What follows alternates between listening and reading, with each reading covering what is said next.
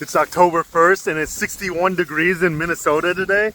And I am so excited because I can finally start doing bushcraft content again. I really hate warm weather and bugs, so I don't do a whole lot of outdoor content when it's summer. And I love the cold weather, so I'm gonna start doing more outdoor content again.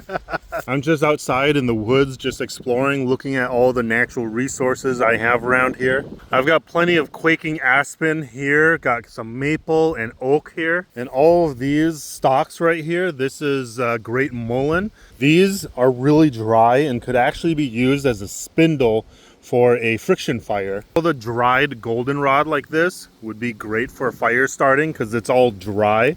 The great mullein seed stalks like this here can be dipped in pine sap and then used as a torch. This tree right here is incredibly straight and would make for a perfect impromptu sort of bow. Yeah, it looks really nice. This is motherwort. It is medicinal, and I remember it being called motherwort because it is good for mothers. It's good for women. I could be wrong, but I believe this is called a silver birch. You can tell by the bark that it has there. Some of it is peeling, but it looks like it's silver. There's a lot of these plants that is growing here, but I don't know what it is. This plant is everywhere in here. I used Google Lens to see if I can figure out what this is. And it appears that this plant might be called snake root, but I'm not entirely sure, but everything does lead to it being snake root. And it's a poisonous plant. It's toxic. So yeah, don't eat anything you don't know. But it's a very interesting plant. I'll try to learn a little bit more about it. It's everywhere. A toxic plant just growing everywhere. I'm hoping that there are no ticks in the woods right now because of the colder weather, but I couldn't be too sure. There you go. So I'm gonna have to check for ticks later. So this is actually an aspen or a poplar, but it has this here.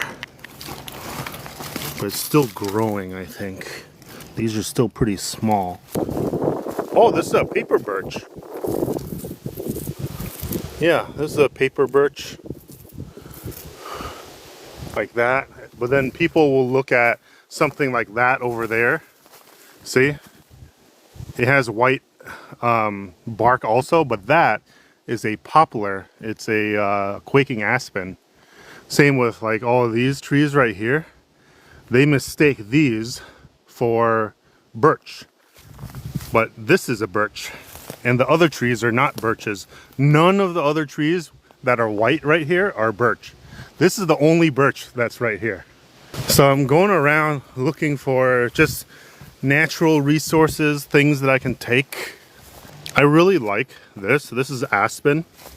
You can tell by the way it is. You know, it's also called poplar or quaking aspen. I often like the aspen that's about this big. I usually cut it like this into sections like this, and I can play fetch with Raven. These are really, really nice. I also have a knife with me. This is a Mora knife. It's a Mora Companion. So these are really nice knives for anyone who wants to get into bushcraft. These are really affordable. I think this one was about like 20 bucks or something. So I'm out in the woods by myself today. Raven's at home, and I'm just out in the woods just to kind of scout out the area and stuff, and probably try to grab some natural resources for the rabbits. I want to grab some like wood and stuff like that and like tie them up or something for my rabbits to chew on, because I feel like they're getting really bored in their enclosure. And look at this. Like there's a downed piece of poplar. This is nice. I don't have my saw with me though, so that's the problem. I don't think I would be able to really take anything. At least I know where all this stuff is, and I can come back to it later. All of these white trees that are out here, these are all poplar or aspen. Oh, look at the oak trees here. These are really nice oak. And oak here too. I can probably go in there and grab a few branches later. I can probably grab some of these too as grasses and food for them too, because that's what I've been doing. So I've been like clearing up a lot of the grasses and stuff, and wild forageable food for the rabbits. This is a deer trail. Let's go on an adventure, you guys. This is a animal trail, or a game trail is what they usually call it. So oak tree is right here. So oak trees are a good food resource for deer. So there's plenty of oak here. There's probably acorns that fall here, so deer probably come through here often. It does kind of look like a trail. I love oak because it's such a dense wood. But there are other types of trees that are much more dense than oak. Because even though oak is dense, it'll still float in water. There's a tree in Minnesota called ironwood. And ironwood actually sinks in water. I'm surprised I haven't seen any mushrooms. Bears aren't in this area. There's probably coyote here in this area, but I'm not concerned because they're probably scared of humans, and so they probably run. But if they're not scared, I am strapped, and we are good. I don't ever explore the woods alone by myself like this without having a firearm on me anymore, because I've had too many close calls with wild animals, and it's actually really frightening and scary.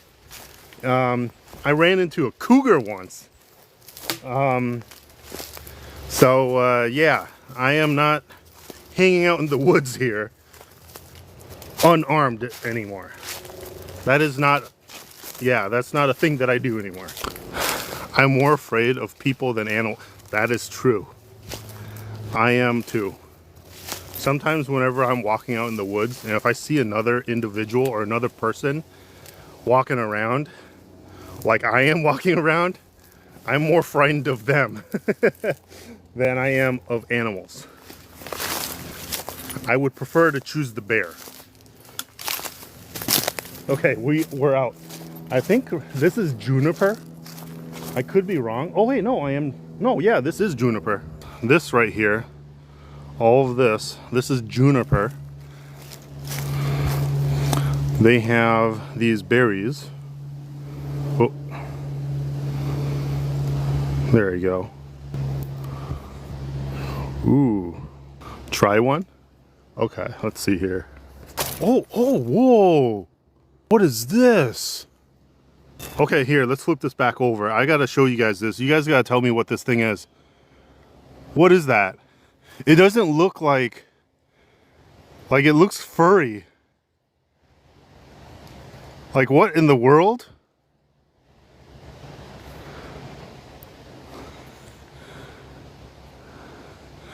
It looks soft.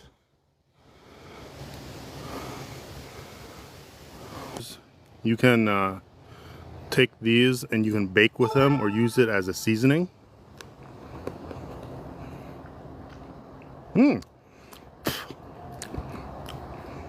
It's very piney, but there's some bitterness too. There's some bitterness. It's astringent, but there was some slight sweetness to it too. But it's very piney. I like it. You can use it as a seasoning, but you can also use it for baking and stuff, or even wine making. This right here is Great Mullen.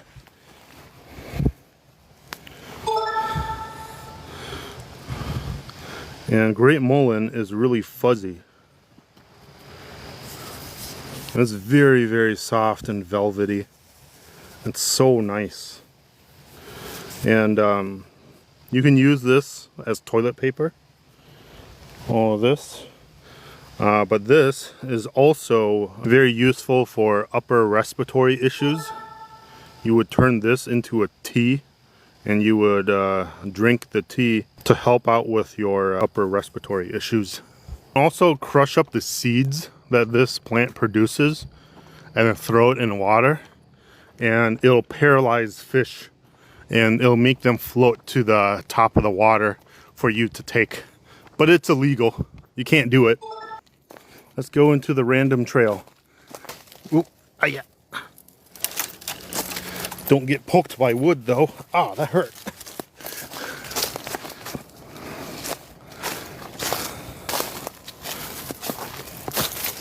So all these plants right here, all of these, you start seeing all of them through here. See? This is called snake root. And I just learned about this plant today. And they're toxic. They're poisonous if eaten. But yeah, there's tons of them here. It's right here. I don't know what kind of tree this is. I can't tell by the leaves or anything. But this right here looks like a perfect like bow stave. So like if I were to cut it right here and then cut it right about there and split it, this can be used as a bow. Or I can like make a bow out of this because it's like, it's straight. It is straight and it's such a great resource. I want to take it. So I'm keeping an eye on this. Don't know what it is though. It has very thin leaves like that. You see that? Anybody know what that tree is? Those are the leaves of the tree. Kind of looks like pecan. Oh. I don't know if we have that here in Minnesota though. Oh, it might be a black walnut actually. That actually might be it. It might be black walnut. Okay, so you'll start seeing all of these right here. This is great mullein. Great mullein dries up like this. You'll start seeing them all over the place. But I don't know if anyone else has done this. Or I've not really seen a whole lot of people do this. But let's see here. Oh yeah.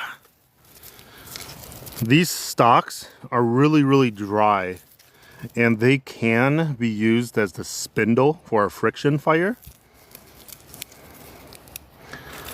because they're straight. See, it's straight, and so it'd be very useful as a spindle. So you probably just cut it like right about here, and then you can just spin it on a piece of wood or something like that and see if you can get some embers. But yeah, these are all the seed stalks or whatever, or the seed pods. Down through here, there's a bunch of brambles, like raspberries and stuff like that. They're very spiky. You can probably see that there. I'm trying to like step on them instead of like stepping through them, because it's just gonna scratch up my pants and my leg. You can see a few pieces here and there. I'm not gonna eat these because it's just so tiny and small.